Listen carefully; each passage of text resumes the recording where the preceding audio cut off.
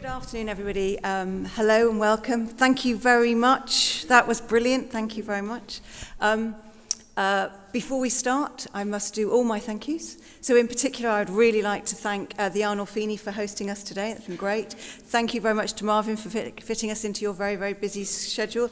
And also to our event sponsors, MVM, Private Equity and Access Creative College. Really appreciate your support. Thank you very much. I hope you get as much out today as we will, and in fact, you as the audience do. So, as Kylie's just set out, we've got an afternoon of really interesting and inspiring speakers lined up for you. But before we jump into that, I wanted to kick things off first by thinking about the bigger picture. And those of my colleagues in the audience will be tired of me always talking about the bigger picture, but I think it's really, really important.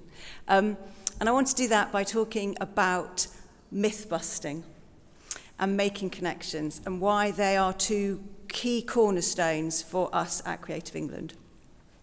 Now, culture likes to perpetuate the romantic myth that great talent will out. So let's take, for example, Jeff Koons. Most of you, I'm sure, will know who he is, but if you don't and you Google him, what Google will tell you is that he rose from very, very humble beginnings. In an industrial backwater of Pennsylvania, he was the son of a decorator and a seamstress. And he rose to become, or is still alive, he rose to become the world's most expensive living artist. Or take another J.K. Rowling.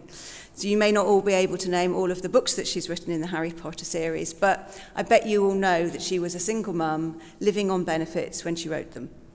And now she is significantly richer than the Queen.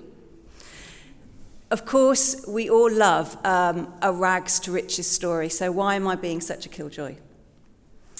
I'm being such a killjoy because that kind of exponential rise, particularly in the creative industries, is the thing of legend. And it's the thing of legend precisely because it's vanishingly rare. The rags to riches myth is a dangerous one. And it's a dangerous one because it perpetuates the belief that if it's good enough, creative talent will blossom with very little cultivation.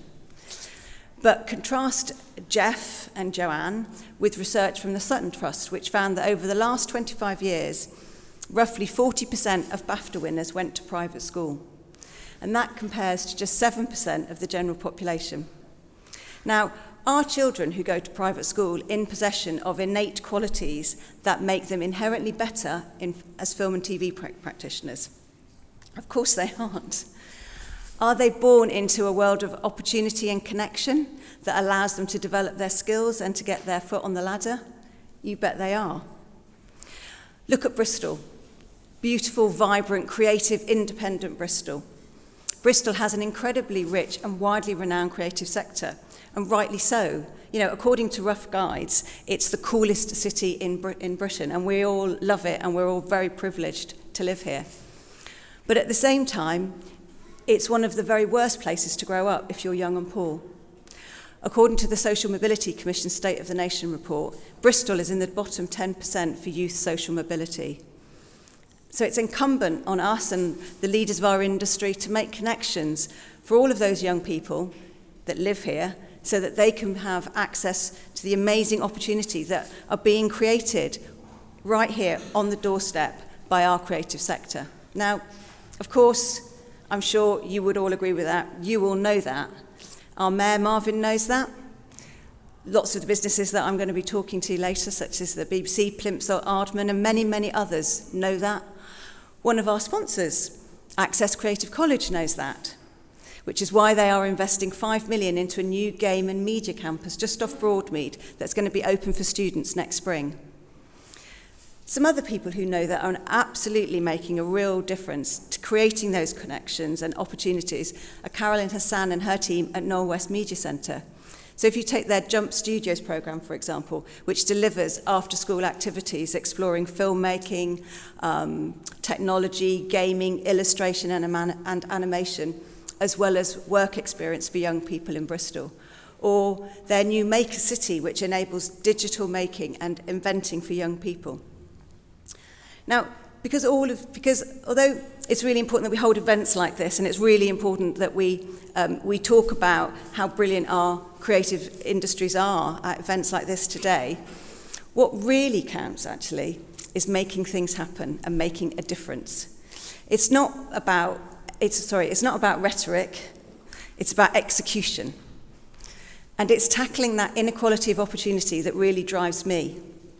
It also drives every single person that works with me at Creative England. We were founded on the belief, and it was the first thing that myself and our co-founders wrote, which is that we were founded on the belief that whilst talent is everywhere, unfortunately, opportunity is not. We work hard to connect people to those opportunities that are going to help nurture their talent and help them to build their careers. One example is a company called Pixel Toys, a growing games company who we initially supported through Green Shoots, which is our development program with Microsoft. Their support enabled the release of a hugely successful, now it's a franchise called Freeblade Games, and we helped them to make the right connections. We introduced them and their title at a conference in San Francisco to Apple, and they became the first game ever to be shown on the iPhone 6S. Now, 3 years on, they've grown from 2 people when we first invested them to 50 people, and they're making a huge contribution to their local economy. Or another example, which is our Short Flicks program, and that's aimed at young people who are not in full-time education, employment or training. And we run that with the National Youth Theatre and Sky Arts, and it has given aspiring filmmakers the opportunity to tell their stories of identity, of community and heritage. And earlier this year, 5 of the films that we made through that program were broadcast on Sky Arts and are now getting screened internationally in festivals all over the world, which gives them an invaluable platform that talent would otherwise not have had, and those people would otherwise have gone on unheard. Our Short Flicks ambassador is Riz Ahmed, and he said to us recently, he said, "I don't like to talk about diversity because it sounds like the fries, not the burger. It sounds like something on the side. For me, it's about representation, and representation is absolutely fundamental in terms of what we expect from our culture and from our politics. We all want to feel represented, we all want to feel seen, heard, and valued. So, busting the myth that talent will out matters, and empowering people through the right connections matters. They matter because that's how we enable a rich diversity of voices to be represented in our creative content. And the ability to hear those voices, to understand different perspectives and experiences, is fundamental. It feeds empathy, compassion, understanding, inclusivity. The very things, frankly, we need so much right now. But our creative output is not just about self-expression, about enriching our understanding of the human condition, although I grant you that's quite a biggie. It's actually also about cold, hard business and economics too. The Creative Industry Sector Deal, which was published by government earlier this year and is part of the government's overall industrial strategy, is significant, as much for the recognition it gives to the sector as to all of the policy commitments within it. It put the final nail in the coffin of another myth, which is that the creative industries are just about the fluffy stuff. We're also about fast, inclusive economic growth. For the government to embark on an industrial strategy at all, perhaps, is brave, and some people see any attempt by the government to intervene in industrial growth as folly, as in a doomed attempt, if you like, to pick winners. But therein too lies another persistent and damaging myth, because great businesses don't often spring out of nowhere. They need help, they need connections to the right opportunities to start, to survive, and to flourish. As our investment panel is going to discuss later today, truly brilliant businesses still need help accessing the right advice, the support, and the investment to succeed. There's a great economist, Mariana Mazzucato, who some of you might know of, and she wrote a book called The Entrepreneurial State. And she dedicated that to what she called dismantling the false image of state intervention in economic growth. We're told, she says, that governments merely facilitate the dynamism of the private sector. At worst, their lumbering, heavy-handed and bureaucratic institutions actively inhibit it.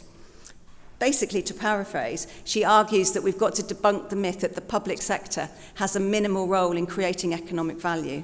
and that we need to make better connections across the private and public sector to drive that mission-led growth. And that's exactly what Creative England does. We've invested over £20 million to help creative digital businesses to sustain and grow. And for every £1 of public money, we've leveraged in a further £4 of private investment. We've helped to create jobs, grow revenues, increase sustainability, and we've connected those businesses to market opportunities and partners like Disney and Microsoft and Facebook and Google and the BBC and Channel 4 and Sky. But perhaps what's most exciting to me is that 45% of the businesses that we've supported are creating jobs in places which need them most, in those areas where social inclusion is really, really low. So by debunking those myths, we can all help to deliver better representation of the voices that would otherwise go unheard. We can create those connections that build more inclusive, creative businesses, and in turn build more inclusive economic growth. And ultimately, perhaps we can make our own small contribution to a more inclusive society. That's why I'm here talking to you today. That's frankly what makes me and the whole team at Creative England get out of bed in the morning and put on events like this one. So I hope you'll be inspired. I hope you'll be enthused. Perhaps you might debunk a personal myth or two of your own and make some new connections. Thank you very much for listening, and I really hope you enjoy the rest of the day. Thank you.